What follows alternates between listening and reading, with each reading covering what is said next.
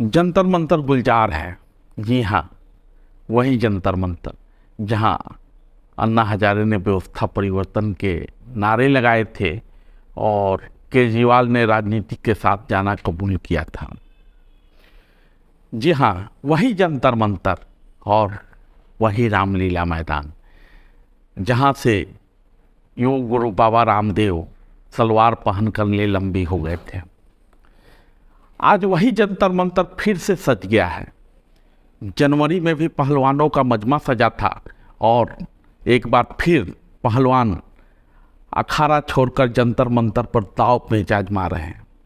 चर्चा के केंद्र में है कुर्सी संघ के अध्यक्ष और भाजपा सांसद बृजभूषण शरण सिंह, जिन पर हरियाणा के महिला पहलवानों ने यौन शोषण का आरोप लगाया है। इस बीच बृजभूषण शरण सिंह का कहना है कि उनके खिलाफ जो भी आरोप लगाए गए हैं वो बेबुनियाद हैं, वो राजनीति से प्रेरित हैं। तो ये जनवरी में इनकी मांग निकल करके आई थी कि अपने पद से इस्तीफा दें। मैंने उस समय कहा था कि पद से इस्तीफा देने का मतलब है कि मैंने इनके आरोपों को स्वीकार कर लिया। मेरा कार्यकाल लगभग पूरा हो चुका है। जब तक नई बॉडी नहीं बन जाती है, और अभी सरकार ने आईओ की एक कमेटी गठित की है, 3 लोगों की कमेटी गठित की है, जिसमें एक कोई हाई कोर्ट का जज होगा या सुप्रीम कोर्ट का जज होगा।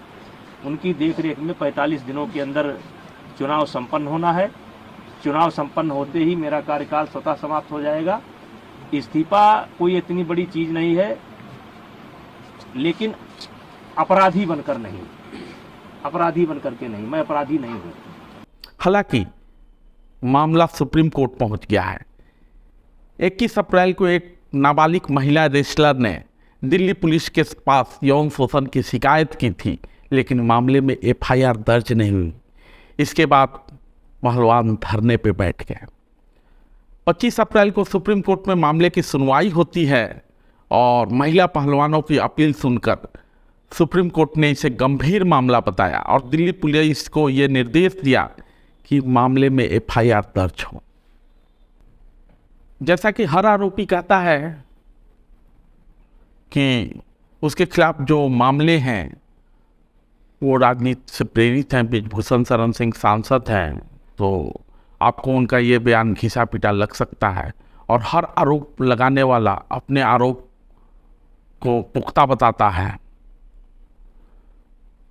लेकिन बृजभूषण शरण सिंह ये बात भी कहते हैं कि मुझे किसी विनेश फोगाट ने सांसद नहीं बनाया है, सांसद बनाया है हमारे क्षेत्र की जनता ने। तो ये जो मेरे पद, मैं लोकसभा का सदस्य हूँ, ये पद मुझे विनेश फोगाट की कृपा से नहीं मिला है, हमारे क्षेत्र की जनता ने मुझे दे रखा है।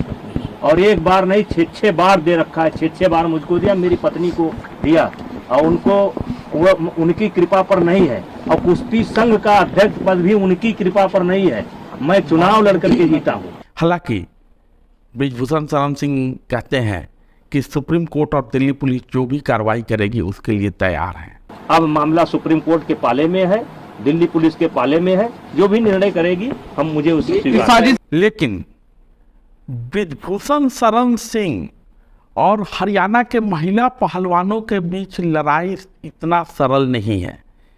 इसके सूत्रधार कहीं और हैं, जिसकी तरफ सांसद बृजभूषण शरण सिंह ने इशारा भी किया है। देश के कुछ उद्योगपतियों का इसमें हाथ है, जिनको मुझसे कष्ट है, और कांग्रेस का हाथ है। आजकल कहानी सुनाने का दौर चल रहा है। कोई चौथी पास राजा की कहानी सुना रहा है, तो कोई ठग महाराज की। आज मैं सदन को एक कहानी सुनाना चाहता हूँ। कहानी का शीर्षक है चौथी पास राजा।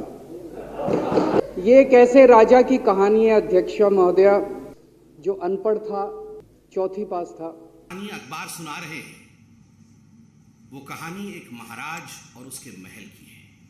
एक ऐसा महाराज जो बेशर्म है, एक ऐसा महाराज जिसके केवल महल की रिनोवेशन की कहानी नहीं है, ये पूरे के पूरे उसके आइडियोलॉजी और उसके पार्टी के लोग, उसके पार्टी के सोच के रिनोवेशन की कहानी। आइए आपको मंगरुआ भी एक कहानी सुनाता है और उस कहानी के जरिए आपको उस सूत्रधार तक ले जाने का प्रयास करता है। तो कहानी कुछ यूं है। आपके जहन में ये सवाल उठ सकता है कि आखिर क्यों ठनी है योग गुरु बाबा रामदेव और पतंजलि कारोबारी बाबा रामदेव और सांसद बृजभूषण शरण सिंह में। गोटा की धरती पर जन्म लेने वाले युग के प्रणेता महर्षि पतंजलि के नाम के इस्तेमाल का अधिकार आपको किसने दिया? महर्षि पतंजलि के नाम का इस्तेमाल बंद होना चाहिए। आप अपने नाम से व्यापार करिए।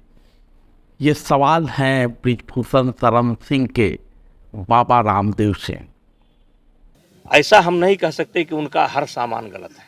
देखिए, अब भगवान ने उनको पैसा दिया है, पैसा दिया है तो वैज्ञानिक खरीद रहे हैं, पैसा दिया है डॉक्टर खरीद रहे हैं, पैसा दिया है तो मशीन खरीद रहे हैं, और आज वो कर रहे हैं। और कोई हम नहीं कह सकते कि उनका सब सामान नकली है। कैसे कहते सब सामान नकली है?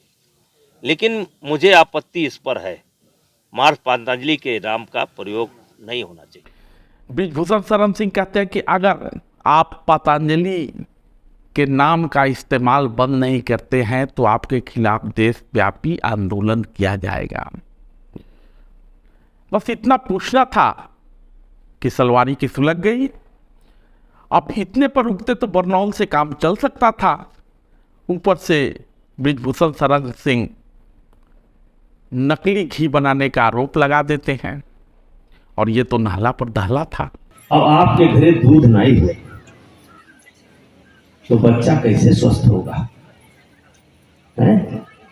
का रामदेव के नकली घी खाए स्वस्थ हुए?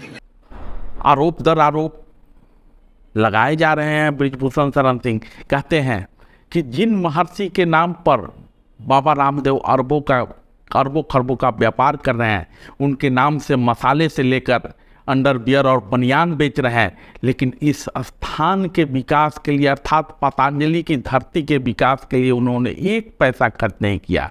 मैं दुनिया को बताना चाहता हूं कि जिन पतंजलि के नाम अरबों का व्यापार किया जा रहा है, उनकी जन्मस्थली उपेक्षा का शिकार है। क्या आपको कभी फुर्सत मिली कि जिनका नाम जप करके आप अरबपति हो गए, खरबपति हो गए, दिन दुगुना, 4 गुना, 5 गुना, 6 गुना, 7 गुना, 8 गुना आप बढ़ते जा रहे हैं?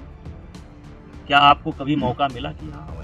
और मैं पूछना चाहता हूं कि आपको अधिकार क्या है इस नाम का इस्तेमाल करने का? किस अधिकार से आप इस्तेमाल कर रहे हैं? इस नाम का इस्तेमाल आप किस अधिकार के साथ कर रहे हैं? बाबा रामदेव और आचार्य बालकृष्ण ने पतंजलि नाम को अपना ब्रांड बना करके बहुत बड़ा एम्पायर देश के और विदेश के अंदर खड़ा किया है। मुझे उनके साम्राज्य खड़ा करने पर कोई विरोध नहीं है।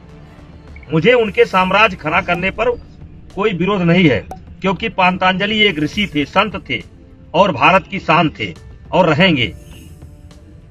लेकिन उनके नाम पर घी, उनके नाम पर तेल, उनके नाम पर साबुन है, उनके नाम पर मसाला, उनके नाम पर अंडरवियर, उनके नाम पर कस्टूम, उनके नाम पर हाफ पैंट। तो महाराज जी, ये क्या है आपका? बृजभूषण शरण सिंह का बाबा रामदेव पर ये आरोप लगाना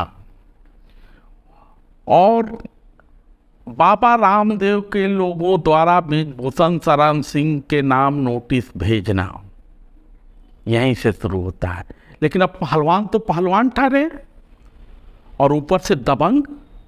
अब भला बृजभूषण शरण सिंह कहाँ पीछे हटने वाले थे? फिर सामने आते हैं सांसद बृजभूषण शरण सिंह और कहते हैं बाबा रामदेव और उनके चेले दुनिया को धमकावें, हमको न धमकावें। हम देश हित में, समाज हित में कुछ भी कर सकते हैं। हम यहाँ पर जो बैठे हैं एक सामान्य परिवार में पैदा हुए और 7 बार से गोंडा की जनता, बलरामपुर की जनता, कैसरपुर की जनता मुझे सांसद बना रही है। सांसद और विधायक मैं रामदेव की कृपा से नहीं बना हूँ। बस क्या था, शुरू हो गया सलवारी बाबा का खेल और जंतर मंतर पर सलवार उतारने के साथ उमड़ पड़ा हरियाणा। शक तो यही है कि ये जितना भी तमाशा जंतर मंतर पे सजा हुआ है वो सब सलवारी बाबा रामदेव के पैसे से हो रहा है, क्योंकि आरोप लगाने वाले पहलवान भी हरियाणा के, बाबा रामदेव भी हरियाणा के, और बाबा रामदेव के साथ पहलवानों का रिश्ता झिझक जाहिर है।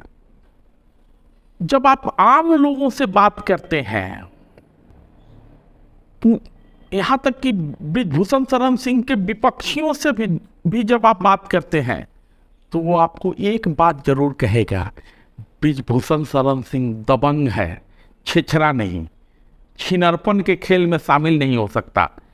विनेश फोगाट टेपका बहाते हुए ब्रिजभूषण शरण सिंह पर जो यौन शोषण की कहानी सुना रही हैं, बस ये बता दें कि बाबा रामदेव और उनका रिश्ता क्या है। तो एक बार फिर से जंतर मंतर सज गया है, नेता वहाँ नमोदार हो रहे हैं। समझ में नहीं आ रहा है कि खिलाड़ियों के लड़ाई में खाप का क्या काम है। खाप तक बात सीमित रहती तो समझ आता। आज प्रियंका गांधी वहाँ गई थी, केजरीवाल के भी जाने की खबर है, और भी लोग आएंगे, लेकिन भला ब्रिजभूषण कहाँ पीछे हटने वाले। खड़े हैं, कह रहे हैं मामला सुप्रीम कोर्ट में है, मामला दिल्ली पुलिस के पास है। उन खिलाड़ियों को ऐसे तो किसी पर भरोसा नहीं है, अब उन्हें दिल्ली पुलिस पे भी भरोसा नहीं है, लेकिन मुझे सुप्रीम कोर्ट पर पूरा भरोसा है और न्याय मिलेगा। इस भरोसे के साथ ब्रिजभूषण एक कविता सुनाते हैं। एक कविता मुझे इस समय याद आ रही है, और कविता ये है, जिस दिन जीवन के हानि लाभ पर उतरूंगा,